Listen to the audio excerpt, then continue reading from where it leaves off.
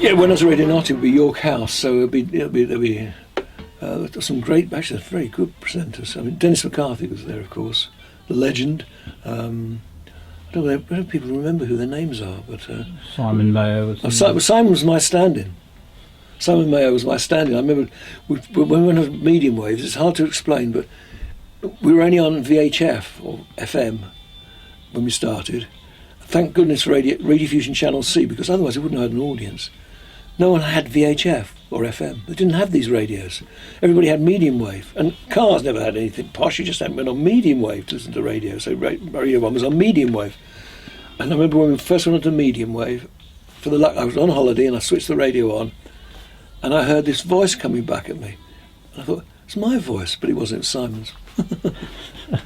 Dale Winton, was he around at that time? He was there, Radio Trent. Radio Trent, he was, yes. I was mainly friends with John Peters at the time. Well, John Peters, I remember him, Good lad. In fact, there's a few of them I knew quite well. So you've got this diary as well. Well,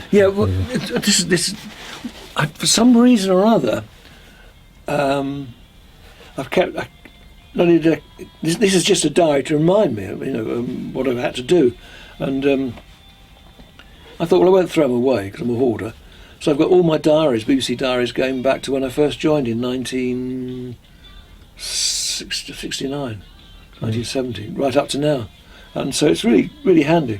Especially when you're writing your book, you put things down, and then you think, was it then? And when you've got a diary, you can actually go back to it, and you'll be surprised how much the memory plays tricks on you.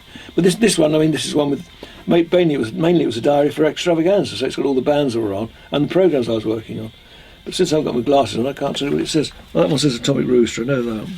But it's got all the different venues in Nottingham at the time, in Nottinghamshire. So there's quite a few notable venues there, absolutely. There was people like Pink Floyd were going to play the Trent Polytechnic. Or, in fact, when we were doing well on the rock show for Island Records, I thought the sun shone out of our bottoms, and we used to get exclusives ahead of Radio 1. And there was an album came out, and they said, we think they're going to be really big, but because of your presence in Nottingham, would you like to put the show on?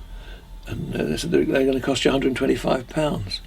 And I said, yes. And I went to my boss, he says, we don't do that sort of thing. So we went to Trent Polytechnic. So Trent Polytechnic got Roxy Music. Yeah, and that was the first tour.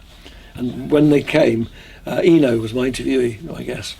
Excellent, fantastic. Did you get to interview Brian Ferry as well? No, well, that was the one I was obviously after at the time, because he was the glamorous one. But Eno was, he's a cult figure now. Oh. And I have a YouTube type thing called the Fragments of Media, and on Fragments of Media you'll find an interview with Eno.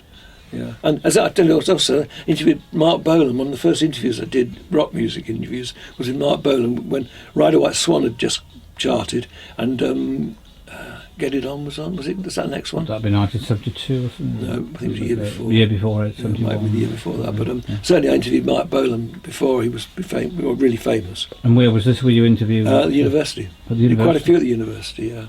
Incredible. So, what was he like as a person? Charming. Just a nice man. He was polite, very nice. And the whole band were really nice, but... I wouldn't say smitten with him, but I thought he was really good, and he had this great talent. I used to listen to him as Tyrannosaurus Rex on John Peel's Perfume Garden anyway, so I knew all about him.